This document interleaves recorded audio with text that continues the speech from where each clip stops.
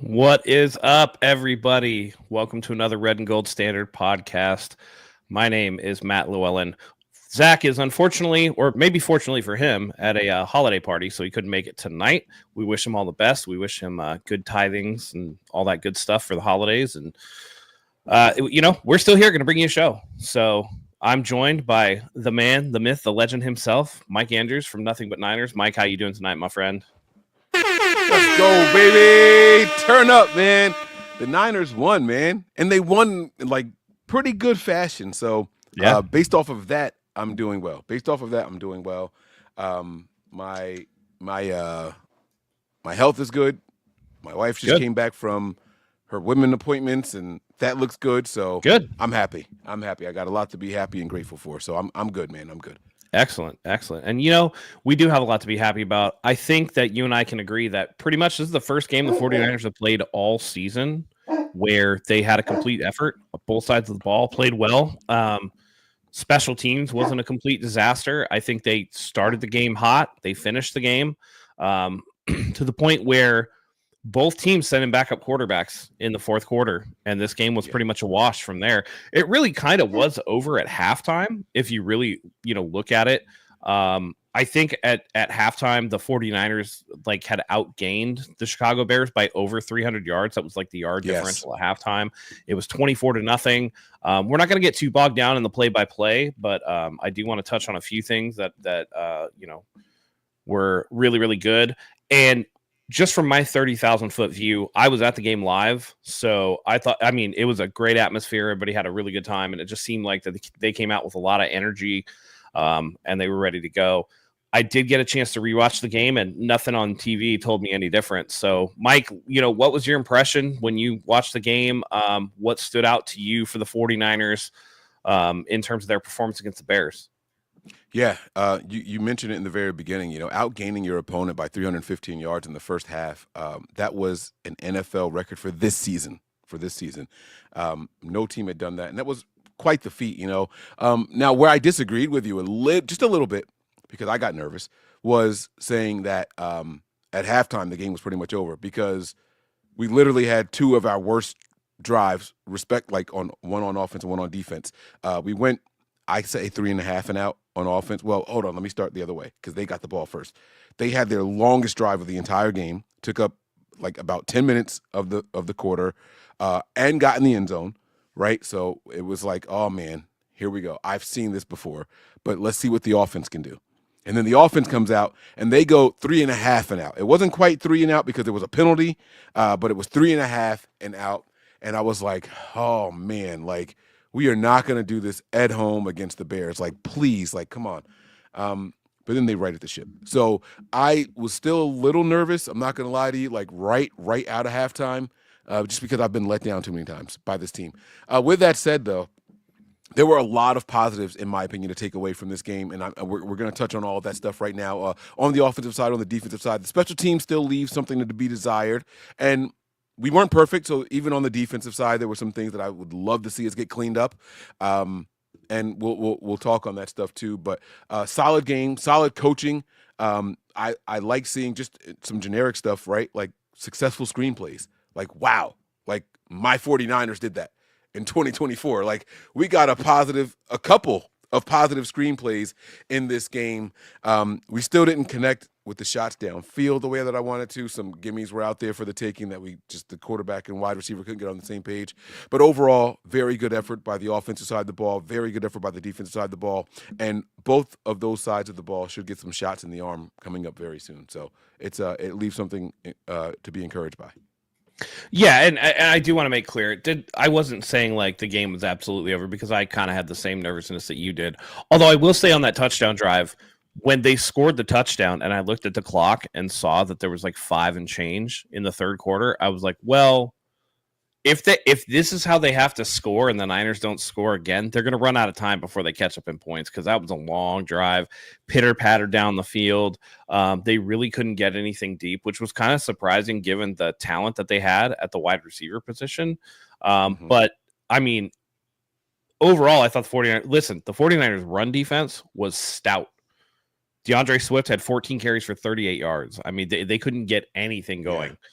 on the ground. Devondre Campbell had the game of his 49ers Oh career. yeah. Like yeah. I was like, who is that? Oh my God, it's him again. Like, no way. Like he just, every time I looked up, it was like, wow, not only was he in position to make the play, he made the play 9 out of 10 times. So I was very happy for him. And there were times, I think, man, I can't remember who the receiver was. I think it might have been either DJ Moore or Keenan Allen, I want to say. Maybe I think it was DJ Moore, where even on a first down catch, right, that Campbell gave up, Campbell just like splattered him across the field. Like, I mean, he hit that dude. He trucked him. When we were there, like, we were like, oh, damn. We were like, damn, dude, he crushed him. I remember being upset, like, why is a linebacker on a receiver? But when you saw the hit, and it was a decent game too. It's not like he made a phenomenal play, right? No, right. It was a first down given up for sure. It was a good gain by the Bears offense, but I was like, he's not going to want to do that 2 more times in this game. Like, that right there was worth it to me. Like, send the message. If you're going to give up a first down, that's how you give up a first down. Send the message. So I liked it. And they seemed like they were around all game long. I know that D. Winters had a shot at an interception on Caleb Williams early. It went through his hand 5-hole on him, and he wasn't able to get it. But the defense overall showed up. 6 sacks by the defense.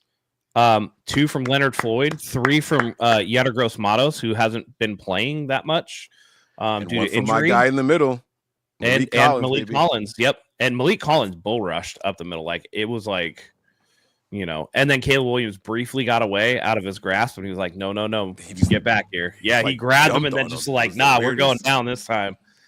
He was shaped like a gummy bear. You ever see the shape of a gummy bear? It was the little nubs out, like all 4. Like, that's how he looked, like pouncing on him. It was great.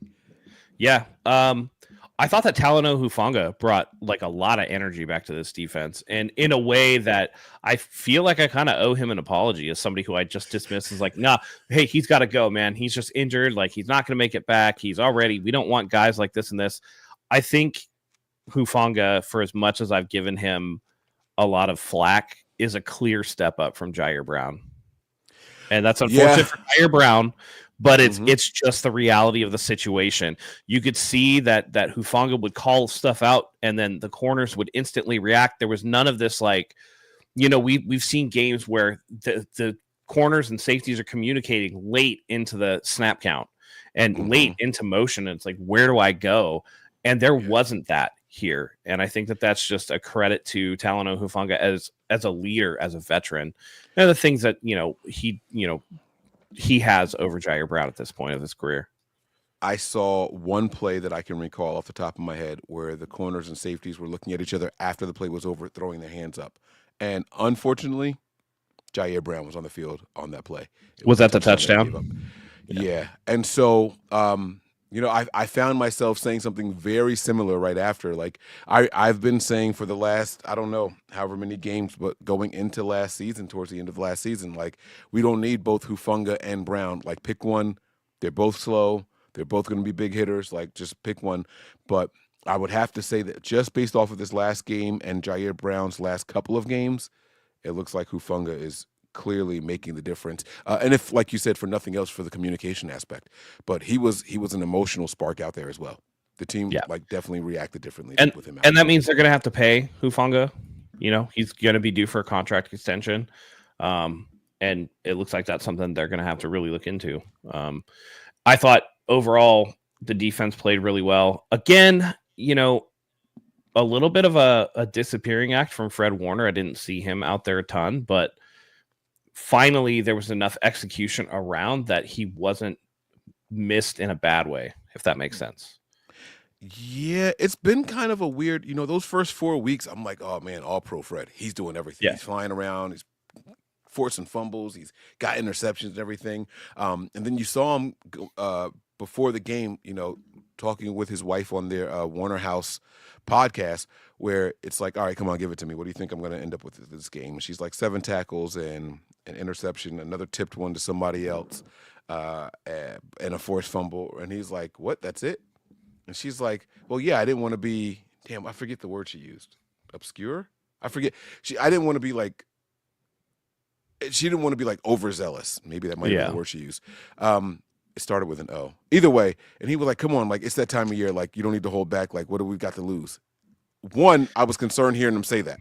Yeah. Like, oh shit, desperation. Yeah. But then I liked what she did. I'm gonna leave it there. I'm gonna leave my numbers exactly where they are, even if I am trying to like give you like the praise that you think you know of like your maximum capabilities. I like that she reeled them in a little bit, and I think that helps. And it could just be a sign that the defense is finally everyone's just doing their jobs. Because the truth of the matter is, if you're an opposing offense, you want to avoid Fred Warner. He is the most dangerous player on the 49ers defense, right? And so you kind of plan around him and plan to avoid him in any situation that you can. You want to target Campbell. You want to target anybody else, Winters and all those guys out there that are not him. And so if those teams are doing that, you end up with Fred Warner only finishing the game with 2 or 3 tackles, right? And you also end up, if the Niners are doing everything right, with a low-scoring game by the opposing team. That means that everything worked out in our favor. Well, and there was also the ankle injury that went unreported, apparently. And who's to say? At this point, I would say like the bone in the ankle is healed, so to speak, but it's unclear as to how it healed, and we don't know if that is going to be something that affects him or that maybe he needs to have cleaned up in the off season and could be affecting him.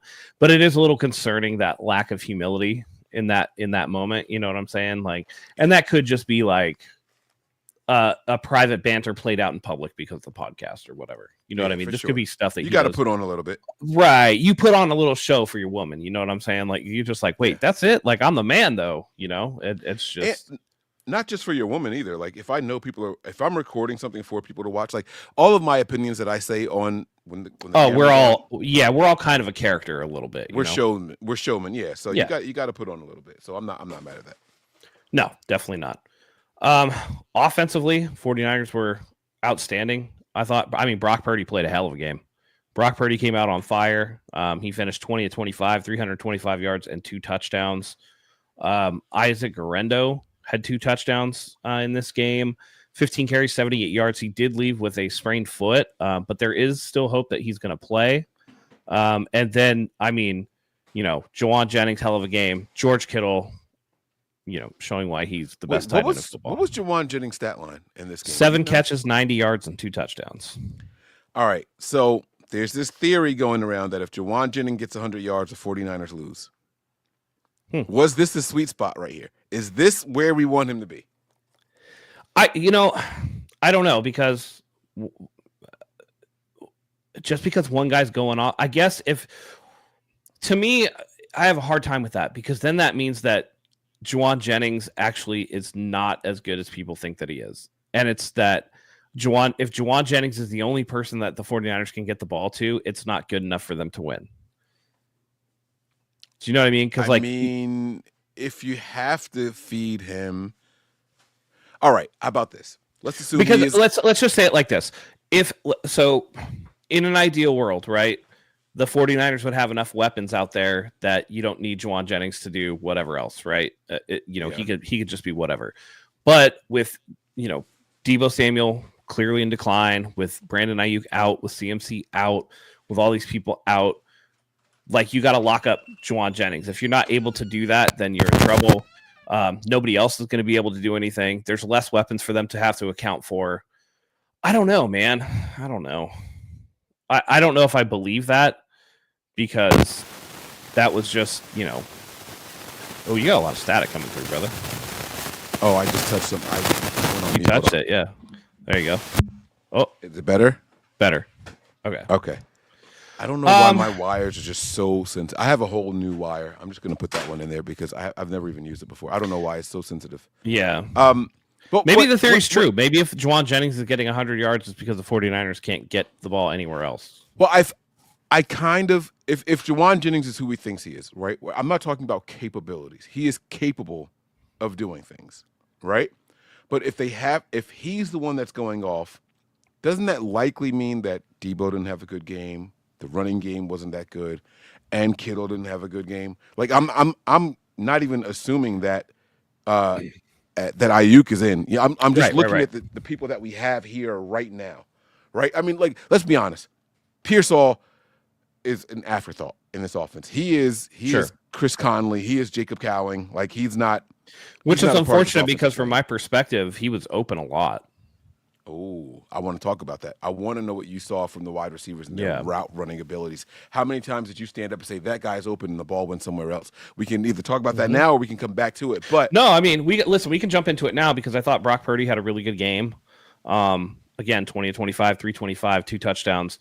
Really, and for those of you who don't know, Matt was at the game. If you forgot, yes, Matt I was there. live at the game. He had good seats to see the entire field, and so that's why I want to know your opinion on what you saw. Yeah, no, I just thought that, Ricky Pearsall is kind of, I agree with you. He's an afterthought in this offense. If they're lining him up on the field so that he's the last progression that you make, if that makes sense. And I think Shanahan's doing that on purpose. But literally in this game, literally everybody was open. Everybody was open. And everybody got the ball that got the ball, made something happen with the exception of one player, which we'll get to in a little bit. Somebody who apparently needs more touches. But everybody, a Kittle was open. Like that late, he had a pump fake to the outside. I think he wanted to throw that to, I think that was actually going to be to Pearsall. Didn't like the throw. It was either Pearsall or Jennings. Didn't like the throw. Pulled the pump back down. Hit a layered throw to George Kittle between 3 Bears defenders, like wide open in the zone. He had the open slant to Jennings, where Jennings was able to run in. That was the second touchdown. The play action to Jennings that started the scoring at the beginning of the game was really good. It's just a lot of things that that we saw that was really good. I thought the receivers were open all day long. But I do think that they're purposefully making, or Shanahan is purposefully making, Ricky Pearsall the last read in the offense. And, there was potential for Pearsall to have a bigger impact in this game, and it was the one big throw, like you were talking about down the field, that Purdy missed. That Purdy, threw it to the wrong area. If he throws it across like he normally does, I mean, Pearsall had nothing but green grass in front of him. That was going to be like a 70-yard touchdown, you know? So. So you saw some good route running. I did. Pearsall runs really good routes. Pearsall runs very crisp routes. Yeah, but crisp doesn't mean separation, because if you telegraph your he's separating. He's separating 100%. Really? 100%. Yeah. Okay. Yeah. He's separating. He's not getting clamped up. It's not like, you know what I mean? Like, it's not like he has somebody in their pocket. And it's not like, especially the Bears, who predominantly play like a lot of zone defense, Pearsall was hitting open areas. It's just that everybody else was so open that it didn't matter. Like, Purdy was never getting back to that side of the ball and didn't need to, really. I don't have the stat in front of me, but I would be willing to bet that this was maybe Purdy's lowest time to throw game of the season on average. Really? He didn't have many of those what? super scramble. Those ones where he's running back and forth a lot and then finally find something. He didn't. I maybe had one. I think he was sacked once or twice, but he wasn't doing that. He was getting the ball out quickly because the receivers were so open that it was just very easy for him to throw the ball quickly. Even when things weren't super open, I just, I don't know. I think it that's looked a like good thing, it though. I think that's a good thing, because to me, Purdy is a rhythmic quarterback. You want him hitting his third step and then throwing. All quarterbacks are rhythm quarterbacks. Ideally, all quarterbacks are rhythm quarterbacks. You want the structure of the offense to go. That's not to take away, because Purdy is a good ad-libber too. But I think all quarterbacks are rhythm quarterbacks. I don't know if Purdy's a good ad-libber, and that's where I want to kind of like separate the two. I think he's better with his legs than we think he is, or than public perception. And you can correct me if I'm wrong, or tell me if you disagree. Right? I think Purdy with his legs is significantly better than what anyone thought he was going to do, because he's just a short guy, these short stubby legs. Right? Like, I think that he can scramble. I think this kid has quick feet in the pocket when he knows which way the pressure is coming from. If he can feel it, he will evade the pressure, and he'll try to make a play happen, whether it's with his legs or with his arm. Where I think that he falls off when it's not the 3-step drop and throw, 5-step drop and throw. I think he falls off on where to go with the ball after that. And I don't know if it's a mental thing. I don't know if it's I don't get through my reads fast enough or get through them too fast. It's a wide receiver thing. It's a wide receiver thing. There are 5 instances on tape where Purdy has gone to a receiver and gotten pissed because they did not get to the open area. Whether it was running out of bounds, not coming back to the ball, there's been multiple instances on tape where the wide receivers are not doing the things that they're supposed to be doing. Okay. And I think that because last year Purdy was great ad-libbing, we saw it multiple times. Yes. We saw it multiple times. I don't think you just get bad. I think that the 49ers have a worse O-line than they had last year. I think the 49ers, by virtue of Brandon Ayuk holding out and then getting hurt, their first-round wide receiver not getting any pickup time in preseason, any snap time because of the gunshot. I think Debo being older and slower. Kittle having to block more because of how bad the O-line is. You have Christian McCaffrey not in there. I think when the level of playmakers goes down, and I hate the argument that, well, Purdy should be able to elevate, but he's trying. And if they're not doing the right thing, I don't know, man. Okay. Because he has really good feel for backside pressure. Like his feet hit and he knows when he's going to get pressured. And he might be a little touch skittish, but like he makes plays when he needs to. And I don't think that it's been a perfect season for anybody by any means, but again, I don't. Some of that's going to be on Purdy for sure. I think this entire offense has been down, but to say that like he's not, yeah, I get you. Who did we play against before the Bears? Was that the Bills? It was Buffalo. Right? Yeah. Okay, that's what I thought. Yeah. I've been trying to find something to send you. Just David Yank, just to address this, Pearsall didn't stop running. He changed his direction. So he was running more of a flat route like a crosser because he had green grass in front of him, and Purdy zipped it more like a seam up the middle. And so Pearsall had to redirect and had to almost stop. I mean, that throw was 100% a bad throw from Purdy. So there you go. It was a bad throw from Purdy. Yeah, because I think Purdy had an opportunity to hit him, and just didn't do it. But if it was, it also felt like that play was right on the line. And I'm not shooting Purdy any bail because I blame Purdy for that missed opportunity. Period. Mm-hmm. Continuing the conversation, I felt like that was right on the line of becoming a scramble play versus the end of what was designed. And so it was kind of like read the guy for a half a second longer. You know what I mean? Yeah. So, okay. Yeah. In Purdy's defense, I think that, I'm sure that play was after he had to miss a play because he got like folded in half by 2 Bears defenders. Because again, this offensive line is worse than it has been. So I definitely, Yeah. No, I get it. Now you said that you saw some pretty good route running and some good play by receivers except one person. Yes. We know who it is. You know who it is, man. Yeah, we'll get into this because I think that it this was a feel good win, and then I see the tweet, and watch your cord again, Mike. You snap crackle. There you go. Yeah.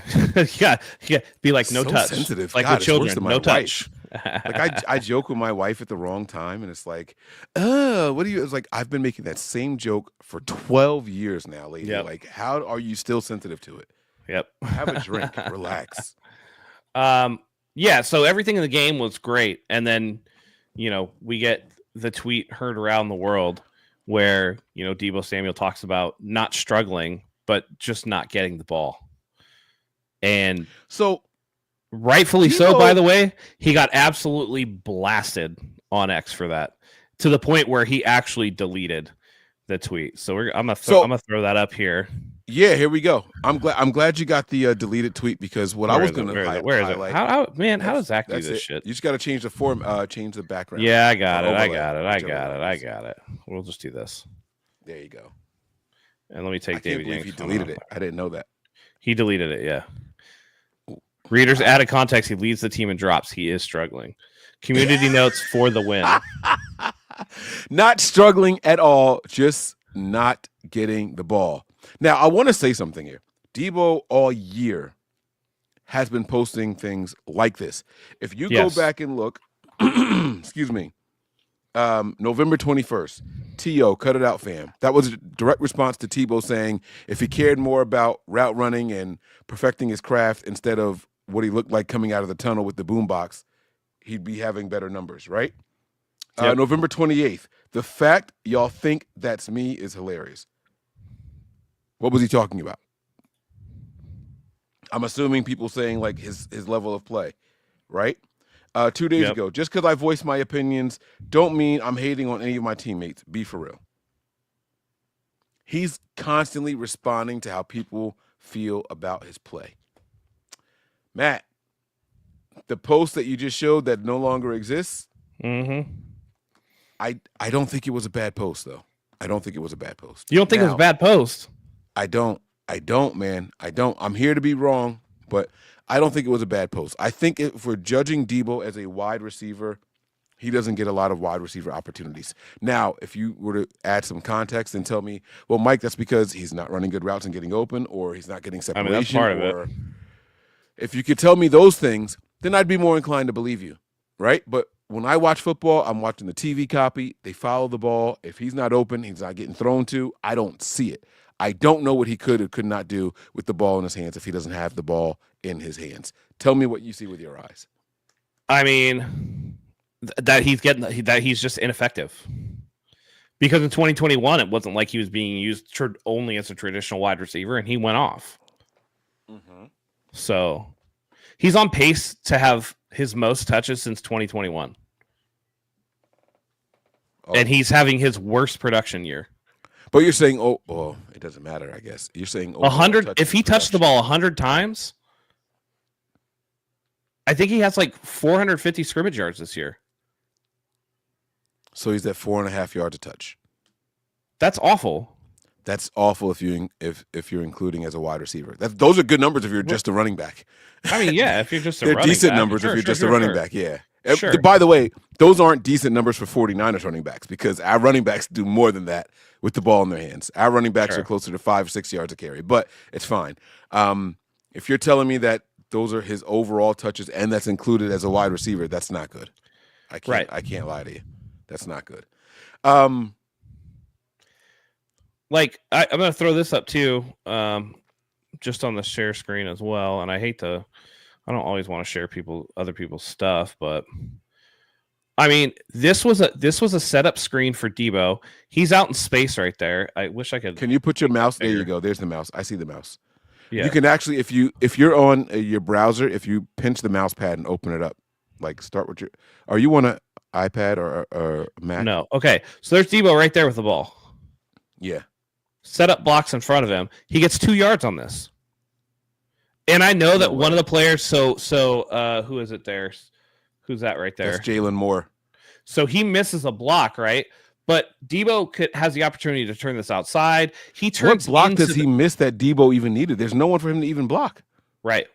He went to block the second level guy that came up. Debo turned the ball back inside, is my point. If you think Jennings has the seal here, he needs to go outside with that. But he doesn't. Right. Because he hasn't had a very instinctual season. And it's turning into just like the excuse thing. This is the same guy that went up to Jake Moody in a struggling game and told him to lock in, right? After shoving Tabor Pepper in the neck. And then was like, I'm not worried about what everybody else thinks. Like, I'm the captain because I'm this and I'm that. You know what I mean? Like I will say that he's had some happy feet. Like he cuts one to me. Like I said something actually during this game. Like, why do you keep jump cutting? Like, take the angle that you have and go. He runs and then like he doesn't stop and like jump back and like he wants someone to cut in front of him. Like you don't need to do that. Like he does it too much. But also, when have we ever in seasons past? So, and I hate to do this. Debo is now like a made man, right? He's sleeping in silk sheets. He's a little Charmin right now because in seasons past, when have you ever seen one person take down Debo? By the way, he was tackled on like an ankle pick twice in this game. When the fuck have you ever seen that from Debo? But it's because he's doing the happy feet thing, right? So in years past, Debo would pick an angle, and he's trying to run people over. He didn't avoid contact. He was looked at as this rough guy, hard to take down because he is looking for the contact. He's going to make you commit. I am built like this. You're built like a corner. Let's see who wins, right? And that was his thing. This year, he's trying to become more elusive. And so when you're trying to be elusive, that means you were trying to avoid tackles while still continuing to run. So you're doing more dancing. He's not elusive at all. Yeah, I don't have that as his strength. But I mean, it is what it is. Here's what I will say. As long as he continues to be a decoy in our offense, I'm okay with the production or lack thereof from Debo. If he continues to demand a linebacker and or a safety or a corner and a safety, as long as he's getting that one person hovering over him for a second and the one person locked on him, I'm okay with the decoy from Debo because we don't have it in CMC anymore. We're not going to get it from Garindo for a while, and no one else is going to demand that kind of coverage right now. Ayuk's not in there to demand the corner and safety, so we need him to at least garnish that kind of respect. The question is, are they giving it to him anymore? That's the question. Well, and here's the thing. I'm going to bring this up too, because let's call a spade. And I want to be perfectly fair, right? When we critique for this. So you got a pass on the first play. I did. And you didn't catch another pass. I did not. Well, any explanation on why you did not? No. I do not have an explanation. I think I ran like 6 more routes the rest of the day. Could be a combination of that, but no idea. No, they were too much to do. Oh goodness gracious, no. No, I didn't feel that. I felt pretty open multiple times. Is what it is. Cut the film right there. That's it right there. Okay, so my question to you was going to be very simple. Sure. Was Debo's tweet, other than directly answering a question, were the words, was the message any different than what Kittle said right there? Not the results. Was the message any different? The message is to me slightly different. Because George is making the case that, hey, I'm open. Debo's just saying, give me touches, give me the ball. I'm not struggling, just give me the ball. Okay. Give me the ball. I don't care if I'm open. I don't care if I'm this, or I don't care if I'm that. You are good. And by the way, George Kittle doesn't take handoffs. So, again, you want more touches, but you're averaging like 2.6 yards a carry. I thought you said it was 4. Everybody starts at the running back position in the same spot. If you average 2.6 yards a carry as a running back, guess what? You're not getting the fucking ball. Yeah. No, you're not. On any team. Oh, the 4.5 was overall. That's right. He's got 100 touches and 450 yards. I think no, he's got more than that after this. I think he's got like 500 something scrimmage yards, and he's on pace to have 100 touches. I think he's got like 78 touches right now. Ooh, but that's still like at 5 yards a clip, and that's including as a wide receiver where you had Brandon Ayuk. That's all his wide receiver stuff. Reception. Like that's not, yeah. It's he's averaging 2.9 yards per rush this year. Right, which is below average for the 49ers running backs. It's the lowest of his career. Taylor. Yeah, it's not named Taylor. I think that's the lowest of any 49ers running back.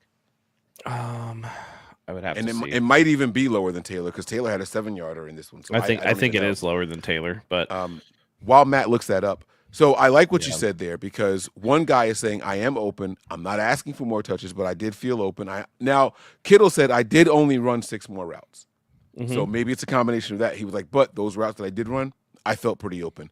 Debo saying I'm not struggling. I'm just not getting the ball.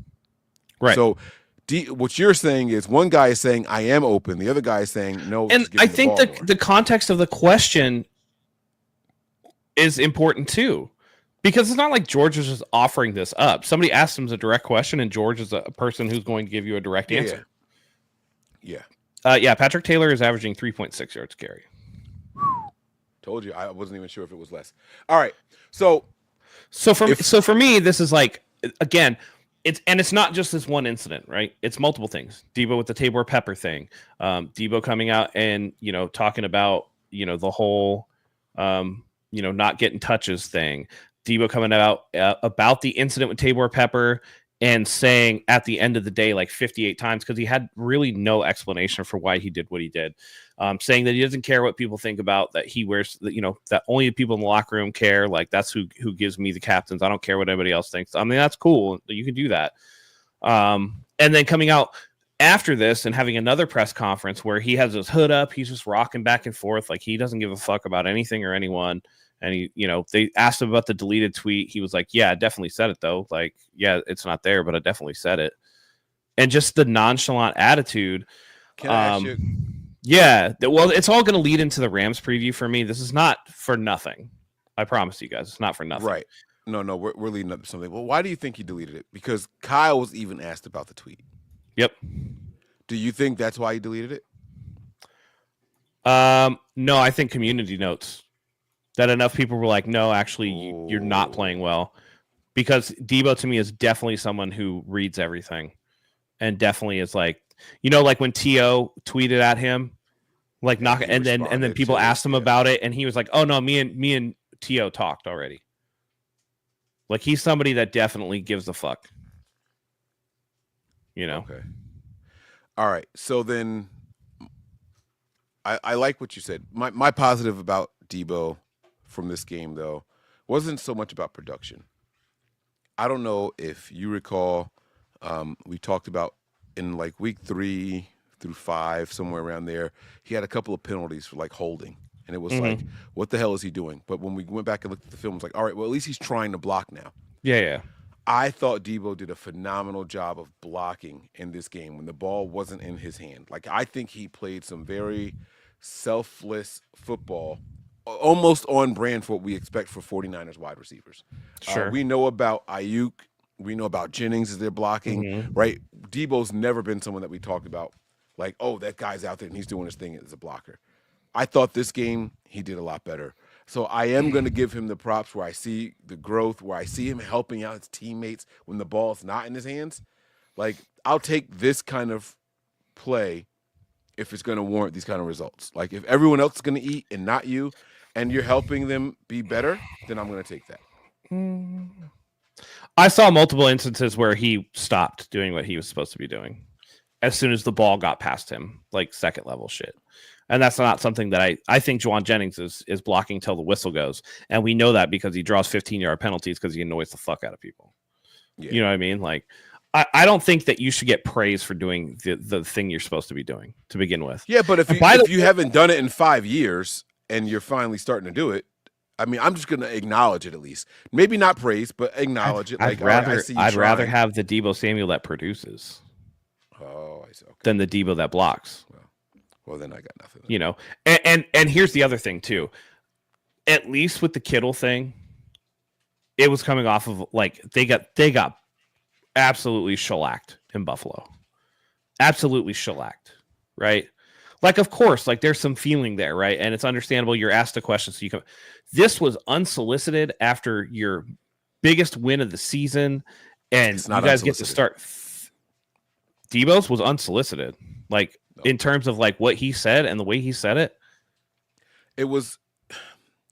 Let me put it this way: it wasn't a direct response. It wasn't asked by a media member, and that's the most important thing. Why are you on Twitter entertaining any of this shit when you just had the biggest win of the season for your team? It was clearly a response to a consensus feeling about him.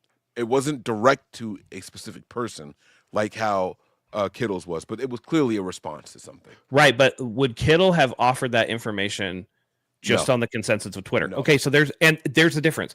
It's coming off of a win. And you can't. So now what are we asking about? Now people are asking Shanahan about Debo and asking Purdy about Debo, and how, Purdy got to be out here like, yeah, he's one of my, And so this is where I get concerned. I love. Are Debo. They gonna? Purdy's response almost pissed me off. I'm not gonna lie to you. He is such a choir boy. Oh, I love Debo. He's one of my favorites, man. We pray together every night before we go to bed. Like, get the fuck out of here, What is he supposed to say? Yeah, but come on, man. You don't love Debo Samuel. Like, stop it. He's just another person. I bet you in the way that So listen. I bet you in the way he's kumbayaing out here with you. Like, stop, man. Like, Yeah, I heard man. the response, and it's cool. Like, that's what you want to hear when you. He's one of my best friends on the team, and I love D. Oh no, he's not. Stop. Just like he told us. Oh man, when they told me about Trey Lance, I called him right away. And Trey Lance was well, like, yeah, hold on though. I am going to check you on this a little bit because to be fair, Debo and Purdy have been to multiple Warriors games sitting right next to each other. All right. To be fair, so that means they're hanging out outside of football or whatever. And also, listen, when I was in the South, when I was in the military, and we'd be going to Methodist ceremonies and Baptist ceremonies and shit, those motherfuckers love everybody. Like, come on over here, baby. Like, you know what I'm saying? Like, listen. There's something when you're feeling the Jesus in your heart or whatever, like that. It's like a legit. Like, the love is flowing, huh? The love is flowing. Exactly. Okay. Exactly. They're never going to speak bad about anybody. Now, in private, it's like, you probably say some stuff, but here's my issue: is that this becomes a thing of like the 49ers offense was definitely a lot better this game. Play calling was better. Purdy had more play action passes. They used Garendo as a pass catcher. Garendo had multiple catches this game, including the same play that they ran to CMC against Tampa Bay, where it was like the delay, like the check and release wheel route, and it was another one that went right down to the 1 yard line. I worry that in an effort to appease Deebo Samuel, because Deebo is one of the loudest people in terms of get me the ball, does this threaten to halt momentum and halt Kyle Shanahan's play calling in an effort to get the ball to Deebo even more? Because he did have 7 touches this game for a grand total of 35 yards. Are you going to increase that to 10 or 12 or 13? Are you going to make Brock Purdy, again, when we're talking about Brock Purdy doesn't seem like he's processing, is he trying to force the ball to Deebo? How did the chain snatcher just become a snatch? Oh, wow. You know what I mean? Like, listen, if you're going to, excuse me, bitch. Oh my God. That double entendre was crazy right there. All right. So I want to say this. Kittle calls out Kyle or lack of targets. Wait. Can we say Kyle Shanahan should make better plays to get him open? Debo? That's all Kyle does.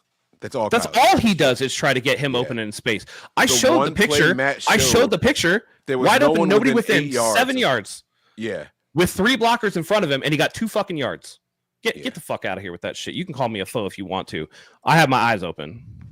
Yeah, no. I will say, like, the one play he showed, he was wide open with the ball, by the way. That ball wasn't on the way to Debo in that picture that Matt showed. No, he had it. He had it in his hands and only got 2 yards out of that. Like, I mean, come on, guys. We can't protect the baby on this one. Coddle. We can't coddle the baby here. Now, I will say this, though. Right. I will say this. Hey, 2 things. Debo 7 touches in this game, 35 yards. Kittle, 6 touches in this game, 153 yards. And by the way, most of those were yak yards because he was bowling people over like Kittle does. Yeah. So that's the thing. You can come at anybody else. You can't listen. If you're going to question anybody on effort, it's never going to be Kittle. That dude doesn't know how to not be 100%. I think he's allergic to going out of bounds, to be honest. So, there's 2 things I want to say. Sure. There's 2 things. On this, and then I'm done on the Debo topic. Yeah, we'll move on. We're going to move on. But my 1, biggest concern, which I wanted to bring this up, was because I don't want them to try to force feed Debo the ball and come out flat in a must-win game against the Rams. Well, that's what I was going to say. 1, I like that Kittle made his comments. Kyle got Kittle more involved. We warranted big results. Not for nothing, Debo usually goes ape shit against the Rams. Like, if there's a team in a game in a short week where I feel like Debo and what he does will get better, it's this week. Just naturally feeling that way, even without the comments, right? Like, this is, if you have Debo in fantasy, this is the week that you're going to start him. Some of you guys, your fantasy playoffs start this week. You put Debo in if you got him in fantasy football. Because he normally does go off against the Rams. Sorry you feel that way, dude. We're just talking football. You can take personal shots if you want, though. That's all good. I wasn't. That's all good. I guess he was. You I keep was getting- listen, if you want to have a conversation about that, that's fine. But like, it's just ball, man. So you wanna take it there, that's fine. That's all you. Yeah. So I like the I like Debo saying it now because I feel like he knows I'm about to go off, and I'm going to show everybody when it's all said and done. See, I told you. Right now, whether it's true or not, because the yards per reception, yards per carry, those are the numbers that everyone's going to go off of. So I get it. But I like that he's saying it now going into the Rams game. Whether it changes the results, I don't know. The other thing that I like about it is that he did it after a win. I don't mind players expressing their negative takes after a win. Same thing for A.J. Brown over in Philly. Hear me out. Okay. They're negative comments no matter what. I'm not changing that. But I prefer those negative comments after a win because they are significantly less of distractions. If you say that after a loss, now it's like, oh, they've lost the whole locker room. I haven't heard anybody, not one person, say Kyle Shanahan lost the locker room because of Debo's comments. Not one person has said that because of Debo. But people speculated when Kittle went up there, oh, he's throwing shots at Kyle. I'm one of them. He's throwing shots at Purdy. Purdy's not the guy because it was after a loss, and he's saying, now I'm fucking getting open. They're not giving me the ball, right? So you say it after a loss, it's easier to just kind of sweep that shit under the rug. Like, bro, we just dominated one of these teams that had a pretty good defense that did good against some of the top talent in the NFL. Like, we just dominated them. We're not listening to you. So I do like it for those two reasons. That's it. Sure. No, I understand. I just feel like after a big win like that, it comes off as a little like pick me. You know what I mean? Yes. Like, oh, everybody else got the shine, but I didn't get the shine. When that's not really the point. And I feel like this season in particular, that it's been, it's been that. Mm-hmm. Debo not having a good season, but this is not the whole problem with the team. Never once did I say that. We brought this up because Debo was the one to speak up and make it about him after a win. And I thought that was important to address as strategy for that. So again, you're saying things, but I don't think you know what you're talking about. So I don't know what you did in the military. I did. Well, we weren't talking about problems for the whole team. We were just addressing. Right, we were addressing the thing. That's my thing. Like, he's coming after me for this, and that's fine. And I always like. And we were leading into this upcoming Rams game with that. Yeah. Right. Listen, if he goes off, more power to you. By the way, I'm the same person, Mike. You were here because I think it was kind of both of us 2 years ago that said the 49ers should get rid of Kittle because he was kind of washed. He was never going to live up to that contract. I've said multiple times I was wrong. I started the show today by saying I was wrong about Hufanga. Yeah, you were you took a year longer than I did to say. I said it when Kittle signed the deal. Signed the contract. I hope you guys realize he is never going to be 1,000-yard receiving tight end again. I said it the moment he signed the contract. And, hey, I was happy to be wrong. But that's one thing that we do. I will give us credit on this show in particular. Between the three of us, when we're wrong, we don't run from it. We own it. And we make it very clear as to how and why we were wrong as well. So, yeah. Right. Yeah, we were both off of Hufanga. I've been the biggest Debo hater since his negotiations with the Niners. Same. I started throwing a lot of shots and shade at Kittle when he signed his deal. I don't make any qualms about any of that kind of stuff. I defend guys even though I shouldn't, like Mike McGlinchey because he's from my neighborhood, like Jair Brown because he's from my neighborhood. How you still feel about Okella Witherspoon? That's still my dog, and I would bring him back today. I don't even know if he's in the NFL right now. I might bring him back today. For sure. Is he still playing in the league? Isn't he still with the Rams? No, that's another Witherspoon. That's not Okello. Wait, is that Okello? I think it is. Shit. No, it's not. There's no way we're about to play Okello.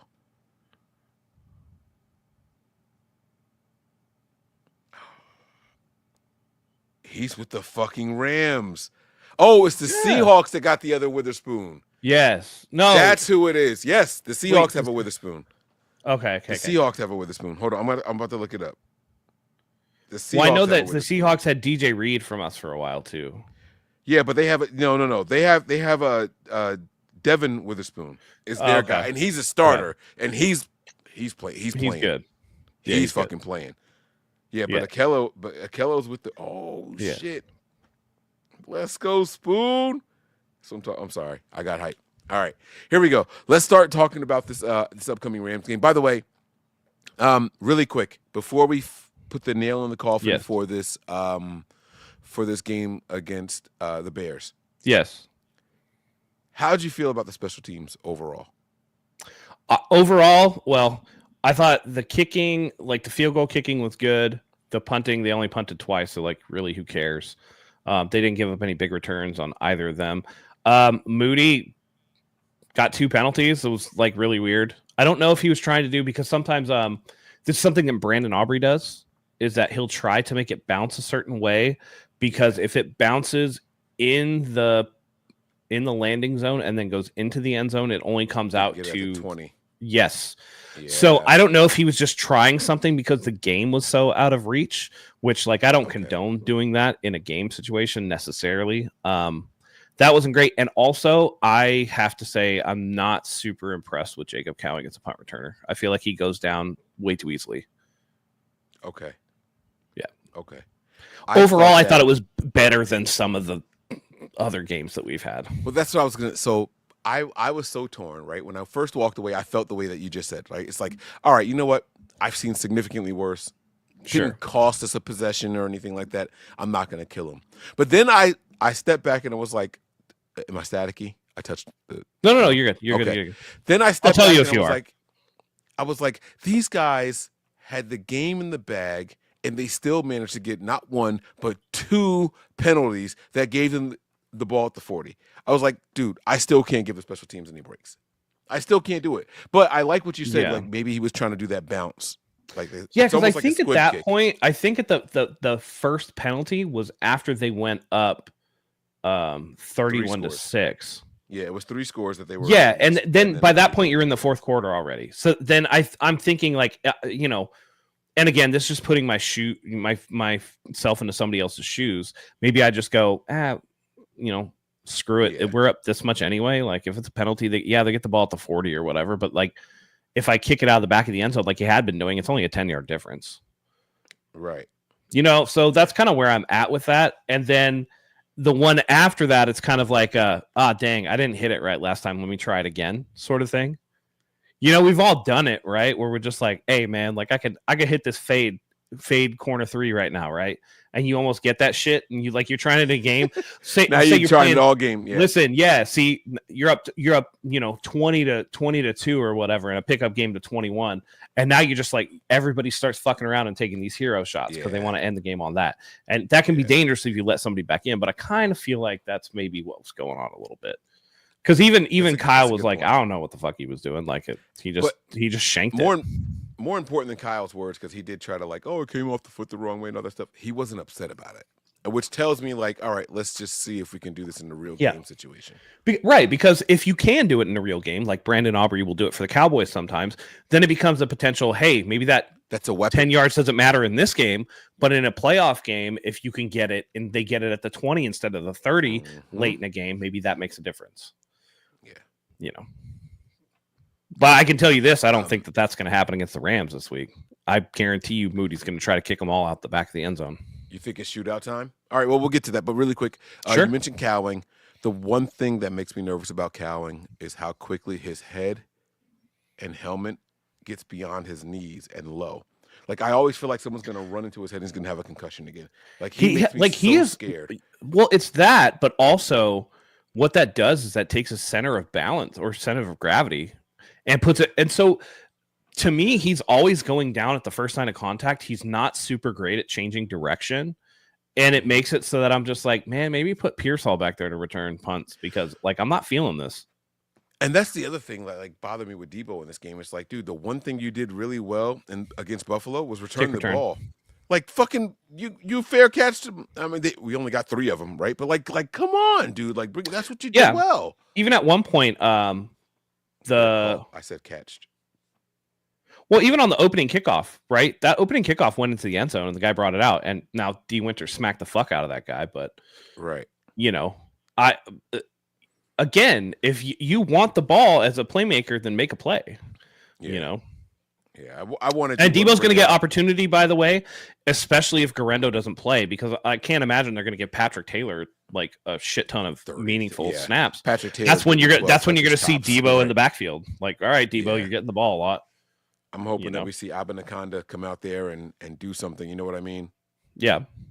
Yeah. It's just hard. You know how it is with new players in Kyle's scheme. Mm-hmm. You got 4 plays that you know well. That's it. And that's just 4 plays that every team runs. So. Yeah. So Cowing had 4 punt returns for 22 yards total. Womp. Oh, wait. I don't have to say womp. I have a sound effect for that. Yeah.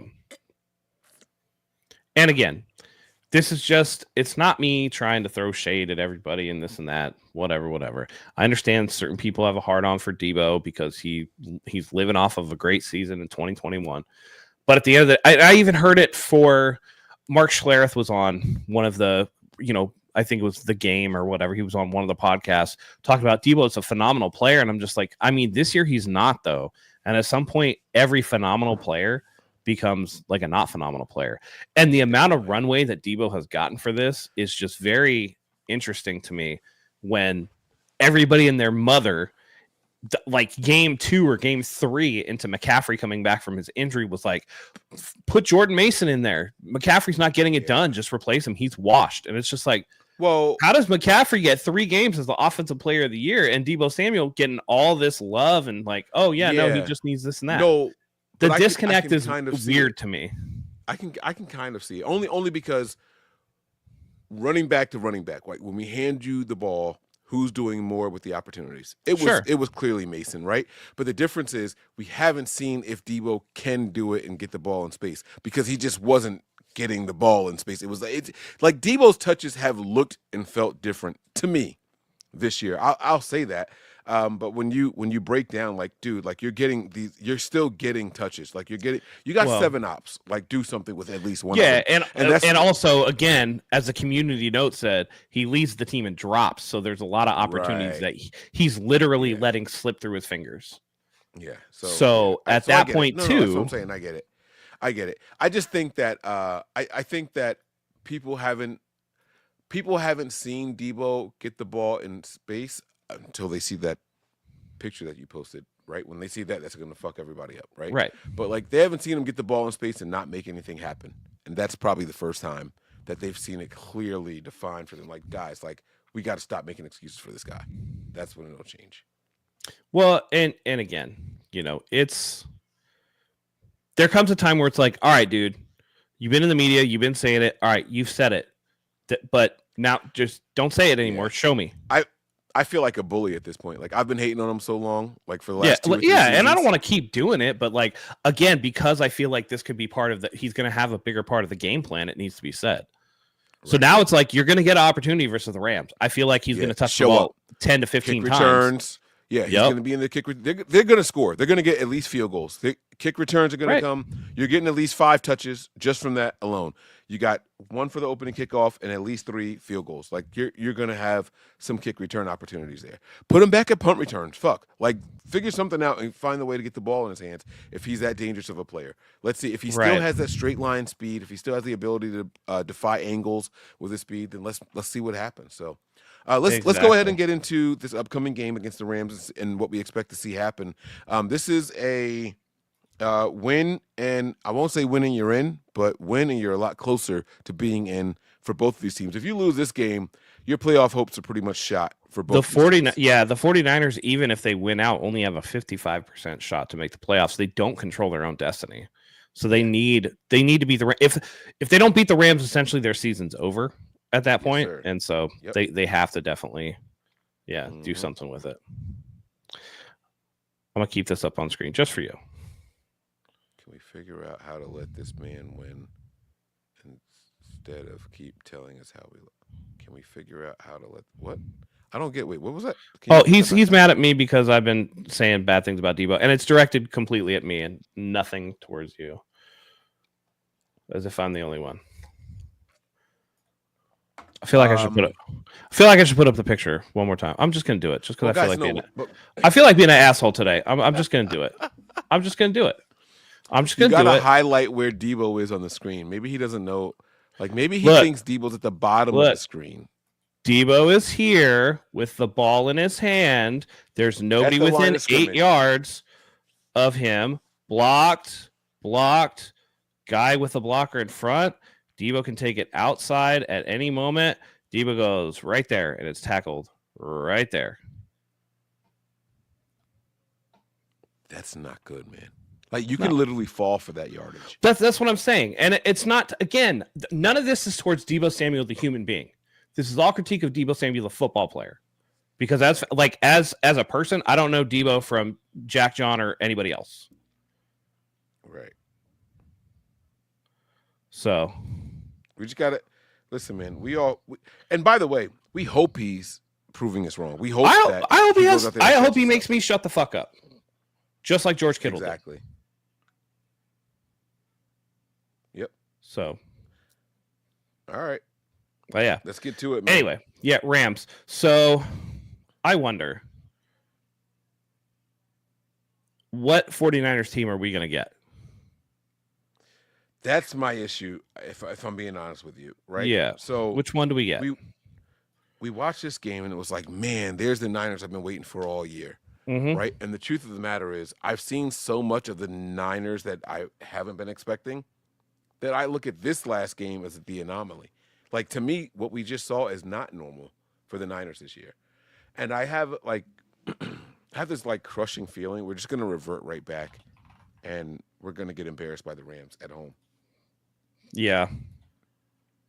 It's so bad. I don't – here's my thing. I don't think that they're going to lose to the Rams. I think they'll win – I have them winning every game except for the Detroit game. I think Detroit is just too good. This is the game I have us losing, and the Detroit game, by the way. Just so okay. And that was with us trying to win out. So they could pack it up against the Cardinals as well, the last game of the season. All right, man. We don't want anyone else to get hurt. This is your boy, so he's in your chat. He's not in mine. But this last thing I'm going to say on this, because you can cherry pick all you want. Because what you're doing is you're taking me down. And you don't know me just like I don't know Debo. We're talking football, brother. All right. This is not the military, and he's not one of my battles, dude. I don't have to do nothing. If I came on here and just glazed all the players, might as well just like take some of my hair off, call me David Lombardi, and fucking I can glaze the team forever. Like, I'm gonna call it like I see it. If you don't like it, that's fine. Nice. Is your issue that he's not saying only positive things about Debo? Do you think that he's targeting Debo? Like, what exactly? I think I missed it. I wasn't reading all the comments. Yeah, I don't know what it is either. Screen, so I don't know. I'm just trying to figure out what exactly is happening right now. Like, is it just the anti? Does he think you're anti-Debo? Does he think that we should only? Because if he's watching me, he knows I throw shots at players all the time. So it can't be that. I know he's not sensitive to that. So I don't know exactly what's happening right now. Yeah, we gotta turn this into a therapy session, huh? I mean, I'm with it. Because, I'll go. Listen, I have criticized Colt McKivitz all season. I've criticized Jake Brendel all season. I have criticized Kyle Shanahan's play calling. I jumped off of the Moody bandwagon. That's a Michigan guy. Like, I'm a Michigan guy. Mm-hmm.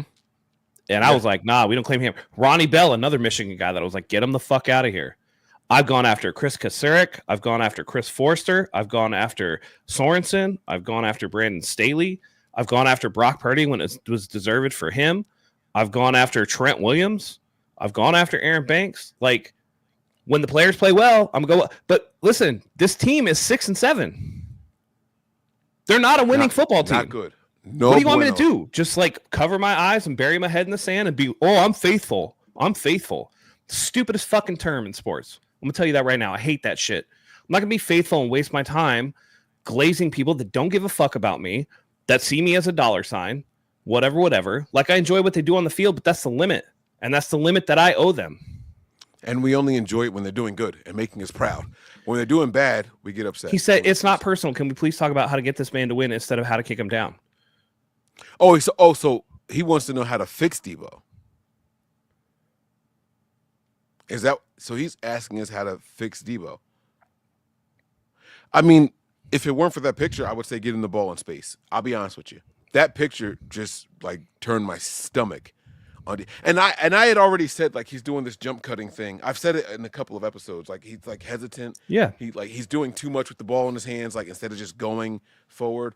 But And that I don't think picture he's right fighting there- through contact like he did before either.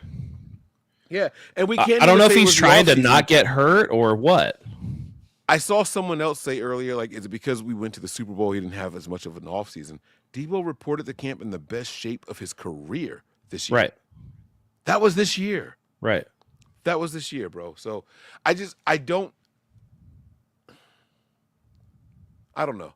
I don't know how to frame it because Debo said the right things this year, right? He said something to me that really struck home. As a dad with 4 kids, he said Now, something along the I lines like of- Lake City Fresh, by the way. I think this is a good point, too. Debo's had a few big plays called back because of penalties. That is very true. And I will give credit where credit is due. I think there were 2 touchdowns, big play touchdowns that got called back. And 1 big return, I think that was called back. So that's fine. There was a massive return. Right. Like he almost ran that bitch all the way back. Yeah. Yeah. No, hey, and I'll that's perfectly fine. I'm okay with that. Yeah.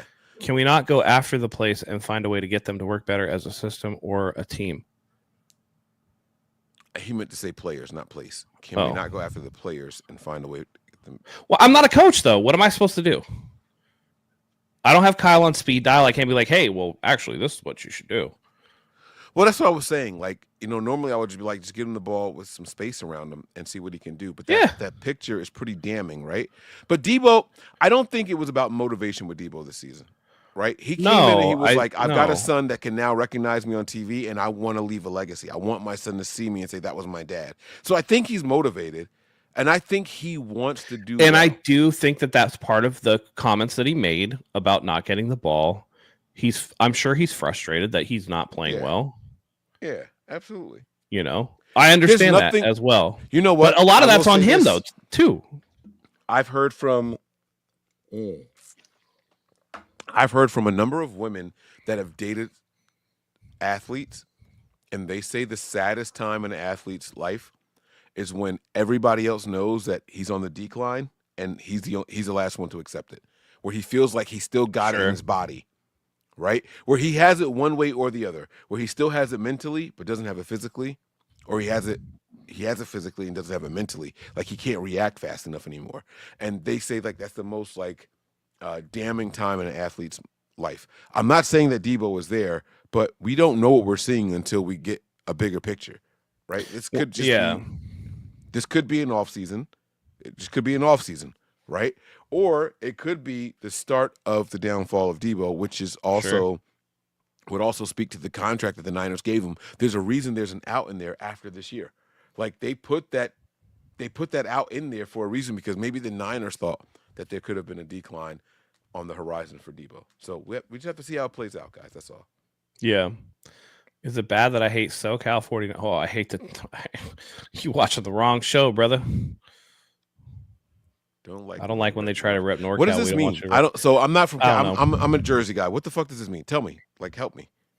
Right. You're watching two people that don't live in Northern California. I'm from Northern California, but I don't live there. And I haven't for a long time. But what does this mean? Yeah, I don't know. No, I mean, like, is there like a thing? Like, does SoCal mean Southern California? Southern right? California. Is it bad? I hate Southern California 49er fans. Like people from not the Bay? Is that what he's saying? Like outside of the Bay? Oh, that's what he's saying. Like people who aren't from the Bay Area. Is that what he's saying? Yeah. He doesn't like 49er fans that aren't from the Bay Area. I guess. Don't like what you've never heard me rep NorCal. In fact, of all the 49ers memorabilia you see in my house, I hate that hashtag FTT. Faithful to the Bay. I hate that thing so much. I didn't get the draft cap. It's the first draft cap I haven't got. Like we got some weirdos in here tonight. Look, why are you being weird, man? But don't worry about it. But don't worry about Daddy. But what? I don't know, man. I don't know what I'm reading. I think I've had too much to drink. I think he's had too much to drink. But listen, dude, all we talk about on this is about the players from the perspective that we can. Okay. Like I'm not in the meeting room. I'm not in the locker room. When my issue is as somebody who knows about healthcare, because I've worked in healthcare for like 20 years. That when a player comes in and isn't in shape and has a history of soft tissue injuries, that's not the best thing. Like my thing is like, hey, strength and conditioning. Oh, by the way, I've gone after the 49ers strength and conditioning coach this year too. Oh yeah. So yeah. Yep.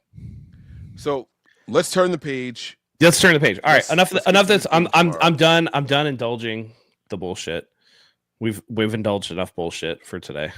But 49ers Rams must-win game for the 49ers. Here's my thing, and this, we're going to circle back around. Here's why I think the 49ers are going to win this game. I know you have them losing. Sean McVay patted Kyle Shanahan on the head. Oh, he sunned him. The sunning at the end of the game. Good job. Like bitch. the audacity to sun Kyle Shanahan after Kyle beat you 9 straight regular season games or whatever the fuck it was. Like, ooh, that is some kind of shit. You know what I mean? Let me tell you guys something. Kyle says, I don't have social media because I don't know how to use it. Kyle knows what people are saying. And Kyle has pride. Kyle has ego. And I'm going to say this now. Kyle no likey. Shanahan did not like that shit at all. And I don't even know if he thought about it at the time, but when you saw the picture. Oh no, we pointed it out. Yeah. The media pointed it out enough. The content creators, we pointed it out enough. Oh yeah. He is going to step back and be like, all right, watch this bitch. Watch this bitch. It's bad enough that the Vikings beat him. Right? It's bad enough that the Packers beat him. He's not going to lose to all the proteges. I got to show that this old timer still got something in the tank, bro. My uncle used to be the best bowler that I knew, right? And now all of a sudden our average is close to the same. And every time we go bowling against each other, the first game, I smoke him. And he steps back and he just gives me this look. The next game, the winner wins by less than 10 pins. But the third game, it's a runaway. He smokes me every single time. And he walks away. He's sore the next 3 days. He's hurting. He was like, yo, but Sensei still got it. Like, that's what he says to me. Sensei still got it. Like, I'm going to put my entire life on the line to show you that you can't beat me when I put my all into it. And I'm just not willing to do that. I'm in leagues. Like, I got to save my good bowling for later on. He's got nothing else to prove in that moment. So, like, it's just, that's where we are. I've been on a recent YouTube rabbit hole with bowling videos, but that's a whole different conversation. I love bowling, but wait, you're a bowler? Yeah. Well, I used to be. I've had some shoulder injuries, and I'm looking into one of the things is I'm looking into seeing if two-hand would actually be easier on my shoulder than one hand. Oh, so I'm looking at because I'm looking at like two-hand, no thumb. Yeah, no. That's how they usually do it. Yeah. I am definitely afraid of two-hand because I just feel like I'm going to fall flat on my face. I see how they run up and approach and do this. Like solid one hand. Tonight I was trying to slow it down, and it was 18, 19 miles an hour. My speed was just way too high tonight. I was bad. I was terrible. So yeah, no, for sure. But to your point about your uncle, it's like the old sensei, right? I've taught you everything you know, but I haven't taught you everything that I know. Yes, exactly that point exactly right what that there, is. man. Yes, let's go, man. What are talking about? Yes, yeah. Come on, pump me up. Give me some hope. I think it's going to come back around. Throwback says, "Hey, my most concern is the secondary. Looks like Malik Mustafa has already been ruled out. He has like a chest or shoulder injury. He's going chest and shoulder. Yeah, but listen, if you guys are looking for a throwback to last season or the season before." Tashawn Gibson and Talanoa Hufanga are both going to be out there. That's going to be the 2022 special for the safeties. Correct me if I'm wrong, but wasn't Ambry Thomas the guy with the biggest interception in overtime to seal the deal for that? That was in 2021. That was 2021. No way. Yeah. No. It was 2021. That was the Jimmy Garoppolo NFC Championship game reverse pass weird thing. That was that year. No, we lost to them that year in the NFC Championship game, but that was the week.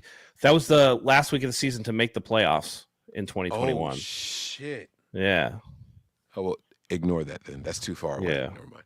I was going to say if Ambry Thomas was the worst corner on the team and made the game-winning play, imagine what we're going to do now. But never mind. That's too long ago. No. But here's the thing. Like, I don't necessarily worry about the secondary, simply because from the communication standpoint, I think the communication was shown to be better with Talanoa Hufanga back there.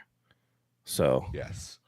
I think that'll help. Deshaun Gibson's a veteran. I don't think that the defense has changed so much that he's going to need a huge upgrade to like what his responsibilities are. And then you're going to have Lenore and Ward out there.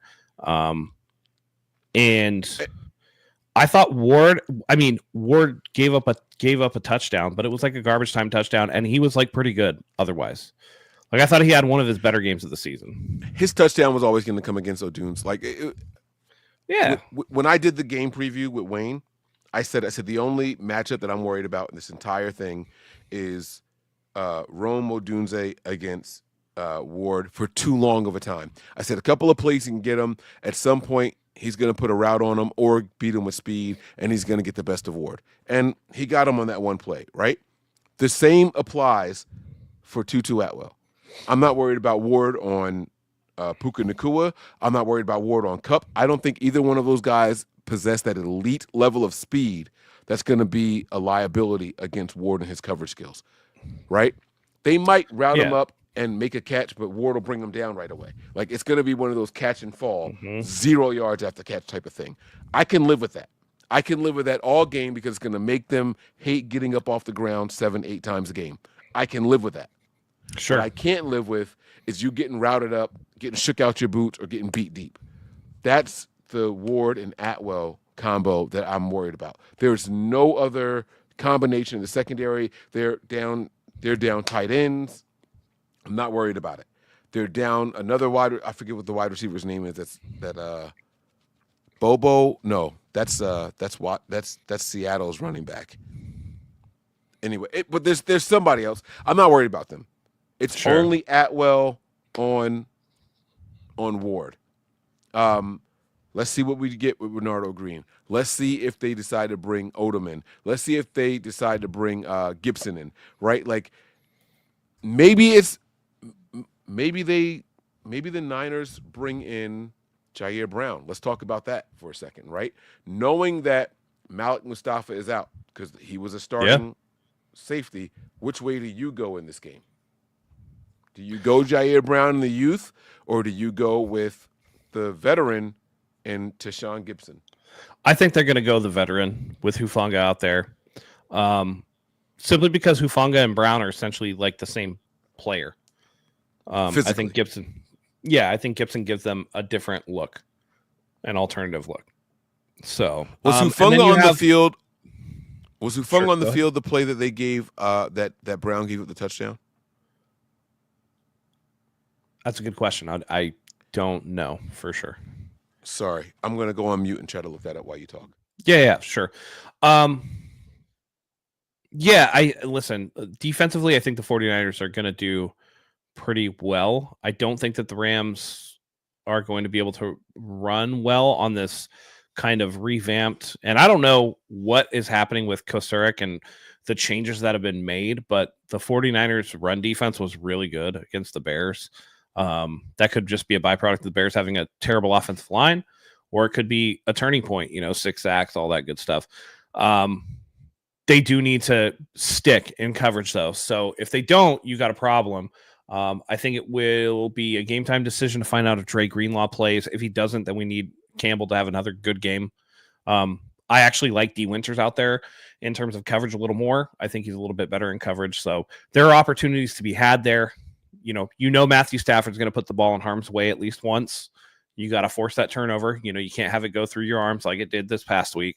And just get out there and play sound fundamental football with energy like you did against the Bears. And I think that they're going to be pretty good if they do those things.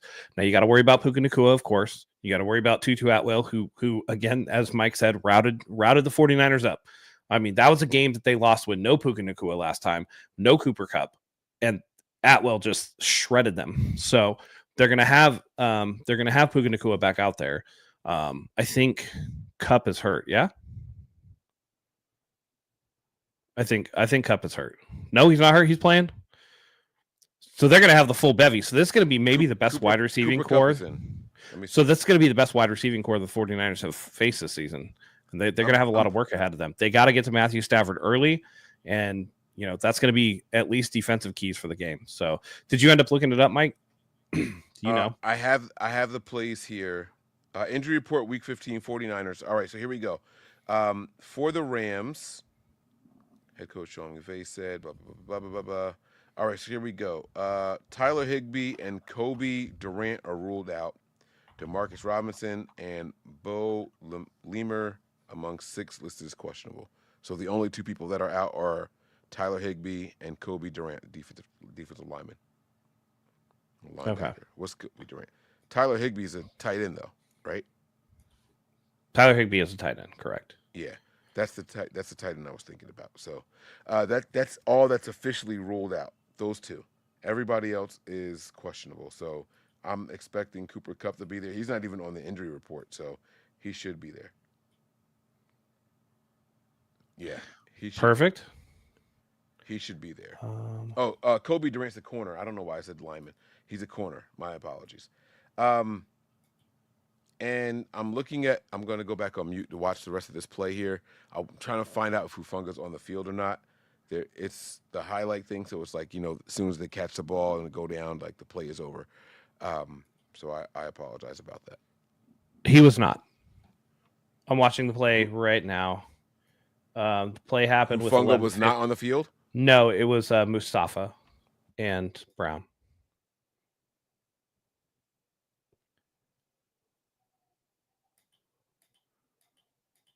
Yep, it was Mustafa and Brown. And then at that point, actually, if you look at the corners, it was Renardo Green, Diamador Lenore was in the slot, and then Isaac Yiadom was in the game outside. That actually bodes well for us. So you know what, man? I didn't know that. I'd actually be comfortable with whoever they started as safety, because that means that the drop-off in communication was so far down. Like, I'm willing to take all the starters out there, including Hufunga, with Brown. I think Brown being told what to do by Hufunga would not be as much of a liability. And that's you get what I'm saying? So I'd actually be okay with it. I think the Niners are going to bode well in this game, guys. I mean, that one little that we just looked up might make me sway this, because I have the score 31-34. Okay. My issue is going to be on the offensive side of the ball for the 49ers. Jared Verse is a damn good player, dude. And who's gonna block him?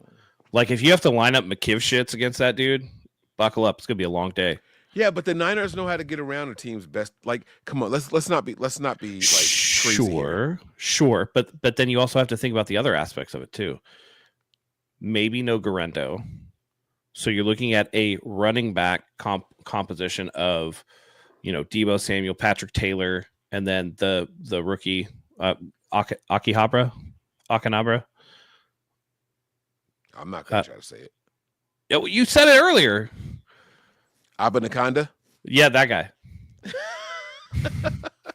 Bail me out, man. Leave me out here, Henry. My bad, bro. My bad. No, you're good. But it's going to be, it's going to be an unknown combination of running backs. So how effective are you going to be at running the ball? And then if you get in those long passing downs, so 3rd and 7, 3rd and 8, how effective are your screens going to be?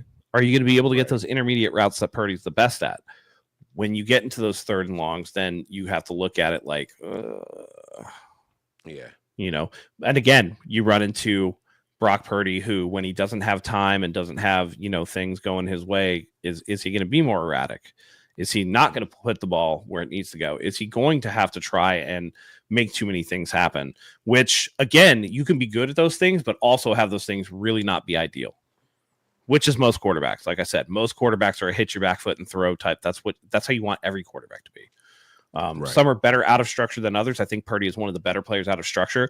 But if you're out of structure, more percentage than most teams are, then you're going to have a bad time, because those are going to be inherently lower percentage plays. So if the 49ers can't keep Brock Purdy upright and can't run block so that they can get some 3rd and manageables, 2nd and manageables, this could be a potentially bad game for the 49ers offense. You really don't want that. They have to get people involved. The Rams are going to be keyed into George Kittle and likely Deebo Samuel, understanding that he's probably going to get more touches, both from his comments and both for the fact that he can fill that running back spot if Garendo can't go. So you have to figure out a way to involve a Ricky Pearsall, to involve, a a Conley, to involve a Cowing if you can, or whatever. I mean, Cowing doesn't even get on the field for wide receiver snaps, it feels like. Right. Yeah. He doesn't. So, yeah. Do you dial up stuff for Kyle Juszczyk? We haven't seen that wheel route that Jimmy Garoppolo loved overthrowing for a while now. You know what I mean? Like, it used to go to Juszczyk as the fullback. One of the things that stood out for the 49ers against the Bears was the fact that they were able to use so much play action. If there's no threat to run, does your play action just not work? Like, cool, man, you can give it to the running back. I don't give a shit. I'm going right after the quarterback. So we really need to see if the 49ers can stop the Rams pass rush and kind of get out in front of that early, because if not, it could be a lot of come from behind, right? And for as much as you want to say, hey, there's like a rumor about Juwan Jennings going over 100 yards, I know damn sure there's a thing about Brock Purdy throwing the ball more than 35 times. You know what I mean? So they got to be very careful about how they approach this game from an offensive perspective. And I think the defense, again, inherently is going to be a lot better. I'm completely inclined to agree with you. I've gone back and I've watched this Rams and Bills game, and everyone's like, oh my God, if they beat the Bills, they're going to destroy the 49ers. And I get that, right? But the Bills if there's like a blocked punt. Yeah, but the Bills don't have the linebackers that the 49ers have, right? The Bills don't have a corner like Lenore.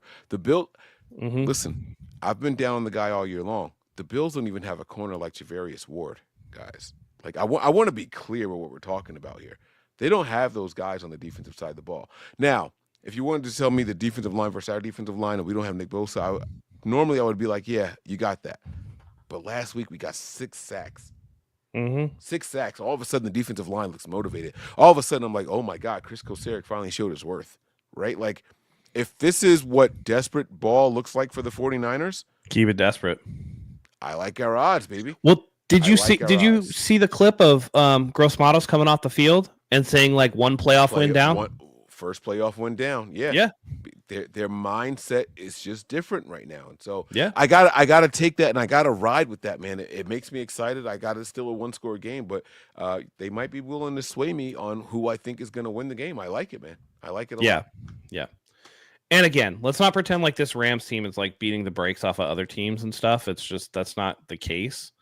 They beat the Bills. They beat the Bills by 2, but then again, they only beat the Raiders by 5. You know what I mean? And but the Bills beat the shit out of the Niners, so everyone's like, "Oh, if they did that to us, then especially the week after we played, like no one's thinking about the weather, no one's thinking about none of like the travel." By the way, I want people to remember that the last time that the 49ers and Rams played, right? The Rams won, even though the 49ers were ahead. But what happened? Does anybody remember what happened the next week? Who'd they lose to? The Chicago Bears. The Chicago Bears. Yeah. Well, that was the year that the Niners had a that was NFL this record. season. That was this season. No, what? They didn't play the Bears this season. No, they didn't. They did on September 29th. Oh, the Rams. Oh, you saying the Rams? Yes. The Bills. I'm sorry. No. I'm talking about the Rams. The Niners. So people do this circular logic, like, oh, you beat this playoff team, so you're definitely going to whoop this team, and it's just like, no. NFL's any given Sunday, right? Yeah, the Rams beat us one week and lose to the Bears the next week, right? We beat one team one week and then lose to a team the next week. That's the nature of football, and both of these teams are sitting, with similar records. The Rams are 7. It's a 1-game difference. It's 5 minutes of 49ers holding a lead from being flipped. Yeah. The 49ers are 10 minutes of game time from being in first place in the division. Right.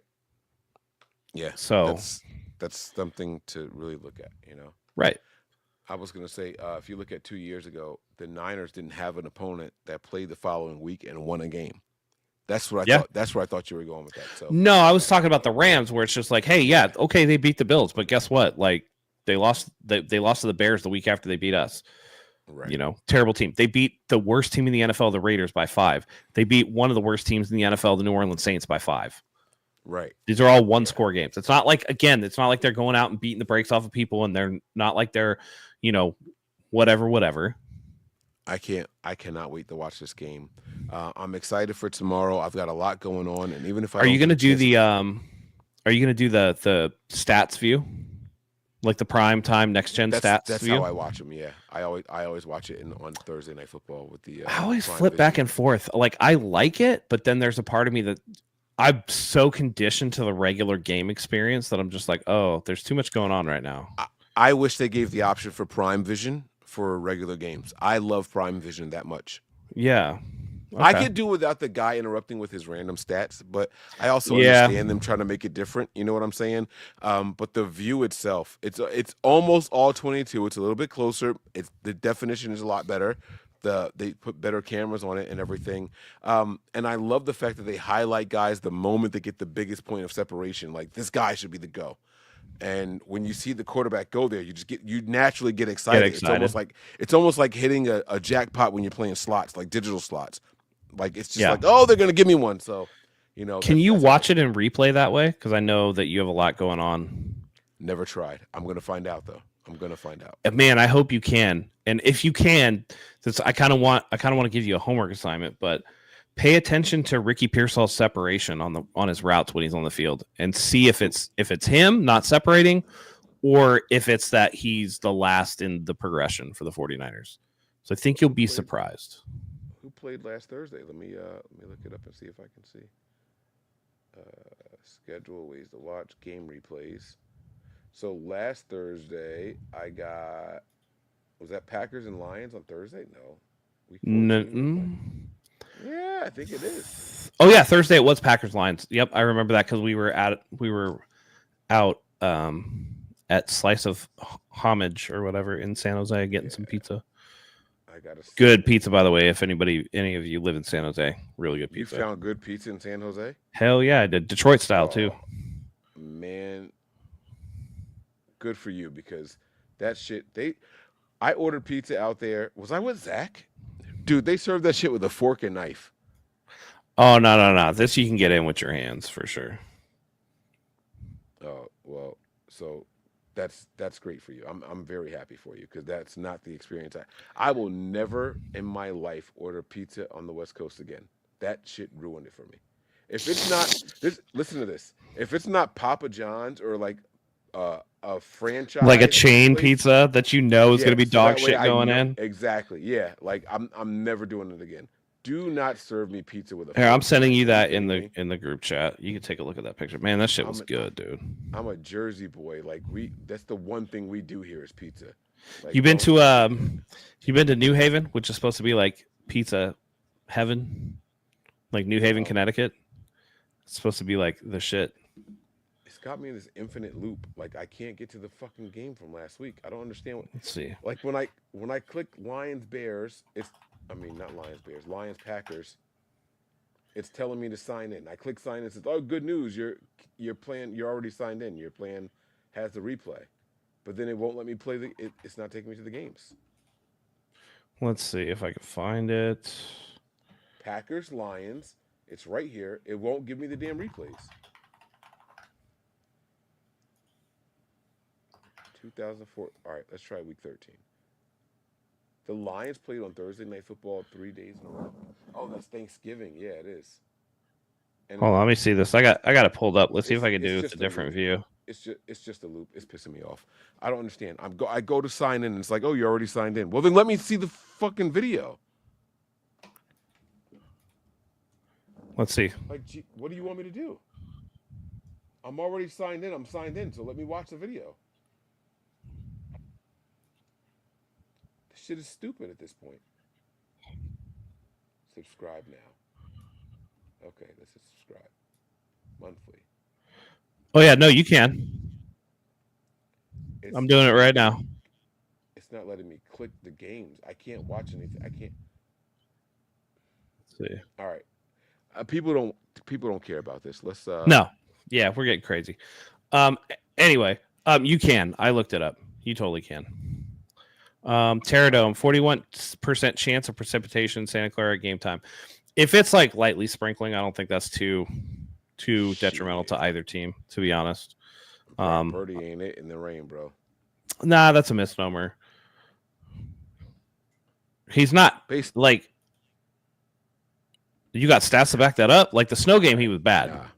But it's not like Jimmy Garoppolo looked like he's throwing a bowling ball in the rain, right? Like that shit just dies on him. I don't see that with Brock. But yeah. So here's how I see this game shaking out, right? Sure. I see one team jumping out to a 2, maybe 3 score lead early. The 49ers. I see them getting content going into halftime. Oh. I see the other team coming back. Okay. And then I see the team that started with the big lead winning by a field goal. That's how I see this game going. Okay. All right. Well, let's go with offensive and defensive MVPs then real quick. Let's start off with you, Mike. Your offensive MVP. Sir. Who do you got? All right. On offense, man, I'm going to switch it up on you guys right here, and I'm going to shock Matt. I'm giving you the Deebo Samuel. Okay. Not Isaac Orindo, not Patrick Taylor, not Abinaconda, not George Kittle. Okay. Deebo freaking Samuel. He's going to have 12 touches, 178 yards, and 2 touchdowns. Oh, okay. All right.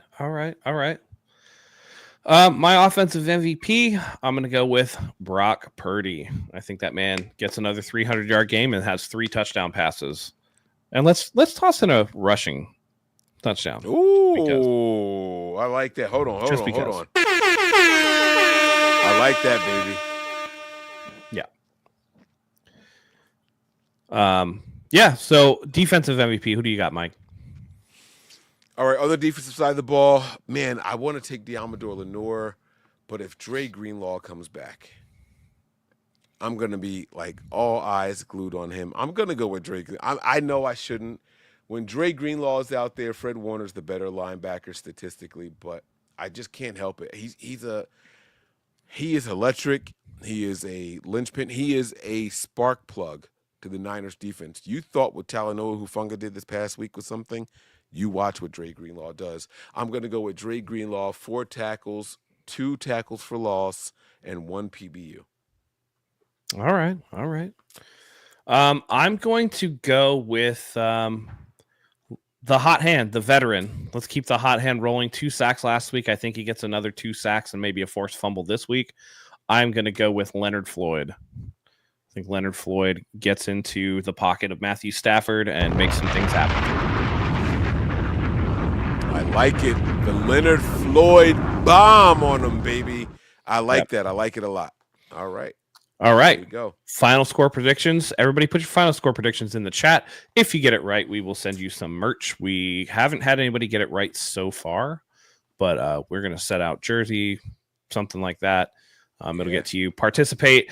Cutoff time is first kickoff. So if you put in your final score prediction before first kickoff, either on this video or in the YouTube comment, 1 entry per person. Yeah, don't spam the comments.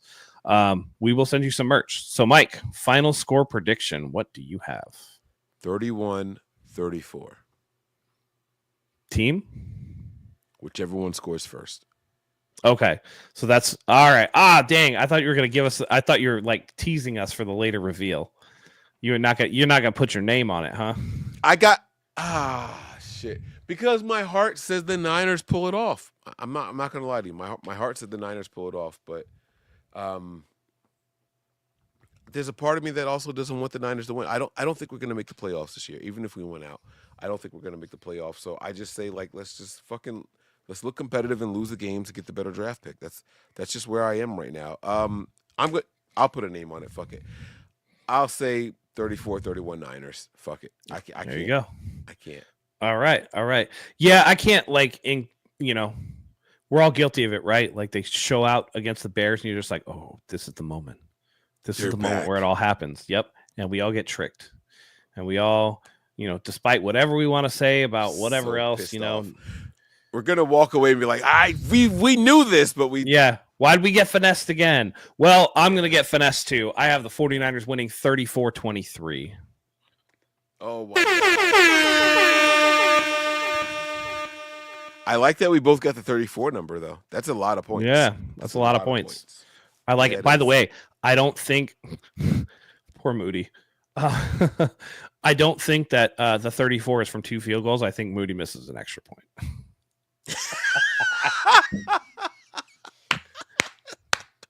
So I think the 49ers have 5 touchdowns. 5 touchdowns by the Niners and only, And a and missed only extra 4 point. extra points. Yeah. I like it, man. Hey, I'll Yeah. take it. I'll take it. One of them will get blocked. It won't be because he missed it. It'll be because it was blocked, and that's not on him. We'll blame the offensive line. I'll Yeah. go to war for my guy in that situation. No, hey, how about this? How about this? How about this?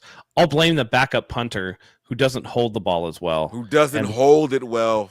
There you go. There's a 41% chance of precipitation, and I think the ball just squirts through on the long snap, and they can't wait. kick it. Yeah. I got a sound effect for that. Where is it? Hold on. Wait. No. Okay, we'll wait. Hold on. I gotta read these things. They're small on this. Oh. Put your cheaters on, old man. Shit. I can't find it. All right, never mind. I can't find it. It was on here somewhere. It's my Scooby-Doo sound effect. Oh, I don't see it on here. All right, never mind. It's okay. We tried. All right, I think that's going to do it for us, Mike. Any final thoughts you have before the Thursday night game in Santa Clara, California for the 49ers?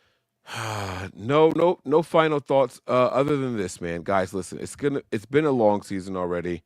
And it's been a tumultuous one. We've come at each other's necks because we haven't liked where our team is. We just got to remember that the truth of the matter is we're all on the same side, guys. And even if you don't agree with what people are saying, just try to listen to what they are saying. Try to hear them out. And maybe, just maybe, there's something out there that you can gain from what other people have to say. We're not asking you to agree. We're just asking you to hear and apply some logical thinking to those words. All right? Be kind to one another. Find your family, embrace them, let them know you love them. If you don't love them, I say cut the cancer out right away and just stay away from them. But don't torture yourself by staying close to people that are only hurting you and harming you. All right? There's positives in both. All right? Those that you love, embrace. Those that you don't, cut and move on. Sounds harsh, but I think you'll be a better person for it in the long run. And when it comes to this team, you stay faithful, but what you're supposed to do is prepare for glory and anticipate pain. That's all. There you go. There you go. Thanks, Mike. And thanks for joining us, everybody, here tonight. We couldn't do it without you. Just want to say that we love having you here. And we want the best of things. And just because we're critical of the team doesn't mean that we don't love the team. Just because we're critical of players doesn't mean that it's a personal thing for players. It's all just banter. It's all just football talk. So with that in mind, I do want to correct a little misspeak that I had earlier. I did not mean to call Deebo Samuel a snatch. I was going to let it rock because I didn't want to address it. But somebody else pointed it out. I meant to say he went from snatching chains to getting his chain snatched, and it just did not come out the right way. So apologies for that. Definitely not trying to, snatch is colloquial for female anatomy. So definitely not the intent. 5-letter that means kitty. Yes.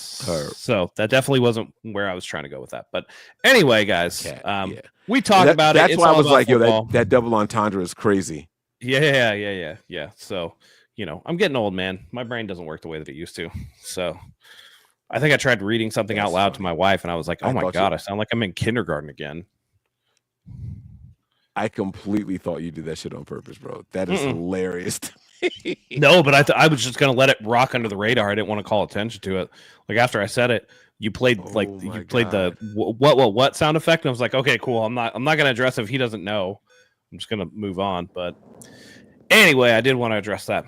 We're all talking ball. Nothing is meant to be personal against anybody. If we talk shit in the chat, like we're just having fun in the chat, again, just, it's all supposed to be fun. We all ramp up the characters. But at the end of the day, thank you guys for joining us. We love having you here. We couldn't do this without you. I mean, you guys are what make this show go. So appreciate having you guys here. Like Mike said, say it one more time for us, Mike. The outro. Give us your outro. Yeah.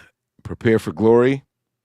Anticipate pain, but always remain faithful. And until next time, go Niners.